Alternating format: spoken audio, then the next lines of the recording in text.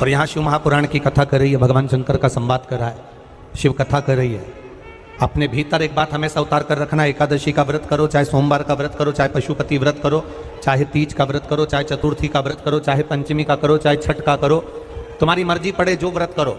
पर शिव महापुराण की कथा कहती है जैसे माता पार्वती जी ने भगवान शंकर से जाकर प्रार्थना करा कि हे भोलेनाथ, मेरा मन करता है कि मैं तप साधना करूं और उस तप साधना के पुण्य को इकट्ठा कर कर मैं आपको समर्पित करूं।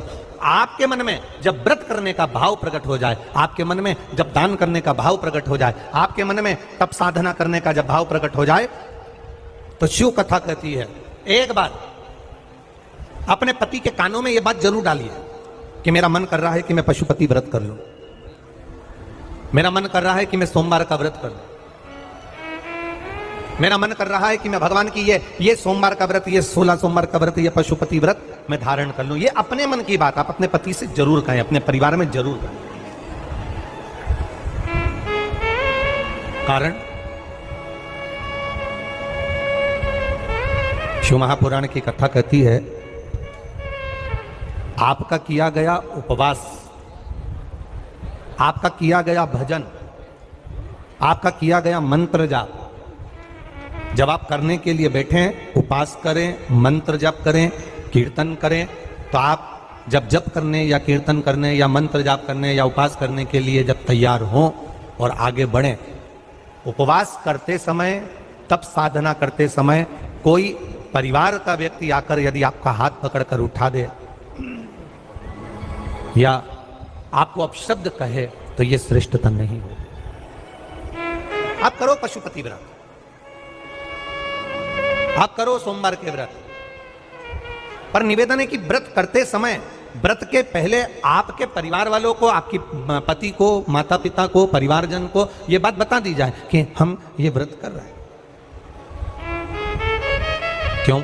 उसका कारण केवल इतना सा है कि जब हम ये परिवार वालों को बता देंगे कि हम व्रत कर रहे हैं तो आपके व्रत में कोई टोकने वाला नहीं रहेगा, आपके व्रत को कोई रोकने वाला नहीं रहेगा और आप निष्कपट भाव से भगवान की अविरल भक्ति को धारण कर सकते, निष्कपट भाव से भगवान के भजन को धारण कर सकते। कितना सुंदर वर्णन किया गया है महामृत्युंजय मंत्र का। यदि हम किसी ब्राह्मण से अनुष्ठान करवा रहे हैं, महामृत्युंजय मंत्र का यदि हम किसी ब्राह्मण से अनुष्ठान करवा रहे हैं, शिव महापुराण की कथा कहती है अनुष्ठान पत्नी करवा रही है या पति करवा रहा है, सास करवा रही है या ससुर करवा रहा है, घर का जेठ करवा रहा है या जेठानी करवा रही है। शिव महापुराण की कथा कहती है जितने लोग आपके घर में रह रहे हैं, जितने लोगों के साथ आप 24 घंटे घर के अंदर रह रहे हैं, जब हम पशुपति व्रत करें या महामृत्युंजय का अनुष्ठान किसी ब्राह्मण से करवा रहे हैं या मंदिर में हम अनुष्ठान करवा रहे हैं, तो भी हमारे चित्तवृत्ति से हमारे परिवार वालों को यह मालूम होना चाहिए कि मैंने उन ब्राह्मण के द्वारा अपने परिवार के हित के लिए, अपने बुजुर्ग के हित के लिए, अपने घर के हित के लिए मैंने महामृत्युंजय का अनुष्ठान करवाया है। उसका पुण्य 4 गुना बढ़ता है, जिससे घर के लोगों में कोई विस्मयता उत्पन्न ना हो।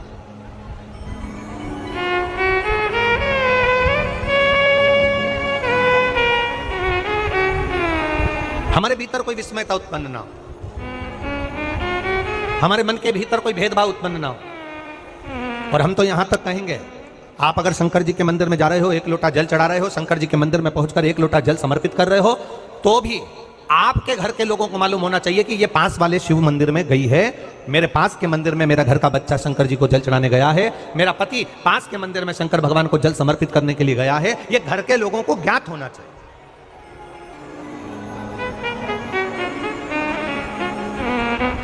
घर के लोगों को ये मालूम होना चाहिए कि ये पास के मंदिर में मेरी धर्म पत्नी गई है, पास के मंदिर में मेरे माता पिता गए, पास के मंदिर में मेरे परिवार के लोग हैं। ये आपकी चित्तवृत्ति में और परिवार की चित्तवृत्ति में ये बात रहना चाहिए, छुपा कर नहीं जाना।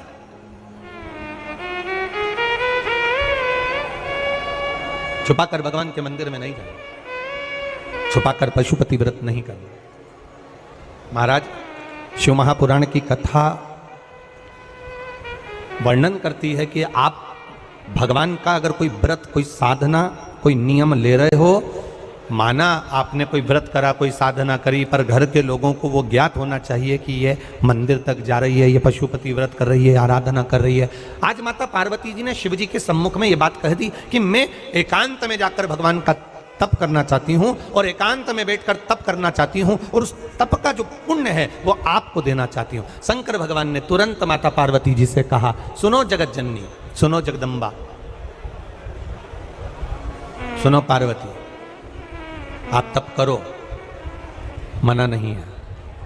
आप साधना करो, मना नहीं है। आप आराधना करो, मना नहीं है। पर आप सोचो कि आपकी करी गई तप साधना का पुण्य आप मुझे दे दो, तो भगवान तुरंत कहते हैं, पार्वती जी मुझे आपके तप साधना का पुण्य नहीं चाहिए, आप अपना पुण्य अपने पास में रखो, हमें आपका पुण्य नहीं चाहिए। अभी तक जितनी शिव महापुराण की कथा हुई, उस कथा में आज तक ये बात नहीं निकली जो आज आप लोगों के बीच में इस भोपाल नरेला विधानसभा में जो कथा चल रही है, इसमें ये कहना चाह रहे हैं। बड़ा ध्यान लगाकर सुनना। आप अगर 5 महीने तक, 6 महीने तक, 3 महीने तक, 2 महीने तक, 15 दिन, 20 दिन, 1 महीना, 1 साल, 2 साल, 8 साल, 4 साल अगर आपने शंकर भगवान को जल चढ़ाया है, तो शिव महापुराण की कथा यहाँ तक कहती है कि आपके घर में अगर कोई व्यक्ति बहुत दयनीय स्थिति में पड़ा हुआ है, हॉस्पिटल में पड़ा हुआ है, कोई तकलीफ में पड़ा हुआ है, कोई कष्ट में पड़ा हुआ है, तो आप जब भगवान शिव को जल समर्पित करो तो बाबा से ये विनती कर कर भी जल समर्पित कर सकते हो कि मेरे परिवार का एक व्यक्ति, उसका ये साथ में ये हो गया और वो हॉस्पिटल में पड़ा, उसका नाम ये है, गोत्र ये है। बाबा, हमने जो तप साधना करी है, हमने जो इतने महीने तक आपको जल समर्पित करा है, हमने जो बेलपत्र समर्पित करी है, मेरे बाबा आज स्वीकार करना। और जो हॉस्पिटल में पड़ा है, जो कर्जे में लदालूम पड़ा है, जो तकलीफ भोग रहा है, ऐसी कृपा करना बाबा कि मेरे 2 महीने जो मैंने जल चढ़ाया है, उस चढ़ाए गए जल का पुण्य मैं उसके खाते में देती हूं और उसको ठीक कर देना। यह पुण्य का भाग।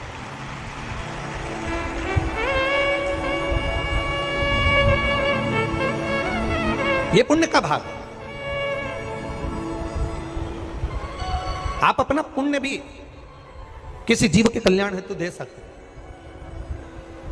अब किसी ने एक बार ये कथा सुनी और कथा सुनकर कहा, महाराज जी आप कहते हो कि शंकर जी पे चढ़े हुए जल का पुण्य भी हम किसी को दे सकते हैं क्या? शंकर जी को चढ़े हुए जल का पुण्य क्या किसी को दिया जा सकता है? क्यों नहीं दे सकते? क्यों प्रदान नहीं कर सकते? एक पत्र आया है, देखिए।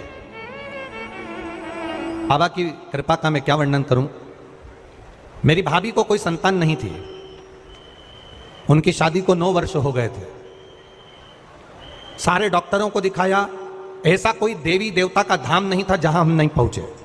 डॉक्टरों का इलाज भी करवाया, पर संतान की प्राप्ति नहीं हुई। मेरी भाभी देव देवता सब पूजने के बाद हार गई, तो उन्होंने फिर देवताओं का स्मरण करना भी बंद किया। तब मैं भगवान शिव के मंदिर जाया करती थी, शिव की आराधना करी करती थी। गुरुजी आप कहते हो कि शंकर भगवान पे चढ़े हुए जल का पुण्य दे सकते हैं, तो ये पुण्य की कथा कर रही है। मैंने जो 6 महीना भगवान शंकर की आराधना करी, उस आराधना का पुण्य मैंने भगवान देवाधिदेव महादेव से कहा कि अगर आप सच्चे हो तो मेरी भाभी का गर्भ ठहर जाए, ऐसी कृपा करना। और बाबा 9 वर्ष के बाद मेरी भाभी के यहाँ संतान की प्राप्ति हुई, इसलिए मैं बाबा को यहाँ प्रणाम करने के लिए। यह शिव तत्व एक पुण्य था। अपने भीतर एक विचार फिर करिएगा। बड़े बड़े सावधानी की कथा है। आप लोग सोचो कि यह कथा यहाँ से सुनी, यहाँ से निकाल दी, बची कुची थी, कपड़े में झटकार दी। यहाँ कथा अगर सुनने के लिए आए हो तो थोड़ा दिल लगाकर सुनना, मन लगाकर सुनना। हो सकता है एलईडियाँ थोड़ी बंद चालू हो, मना नहीं है, पर माइक की व्यवस्था आपके पास में है, तो दिल लगाकर सुनो। जहाँ मौका मिल जाए वहाँ बैठकर अपना चित्त लगाकर सुनना, क्योंकि 3 घंटे में से केवल 2.5 घंटा आपको प्राप्त होता है। बाकी का पूरा समय आप लोग यहाँ सुबह 6 बजे से रात को 3 बजे। दोस्तों, इस वीडियो के माध्यम से आप लोगों को कृष्ण गुरु जी द्वारा बताए गए शिवपुराण का पाठ उतर दे रहे हैं। आप लोगों को ये वीडियो पसंद आए तो वीडियो को लाइक शेयर एंड सब्सक्राइब करना न भूलना। धन्यवाद दोस्तों, और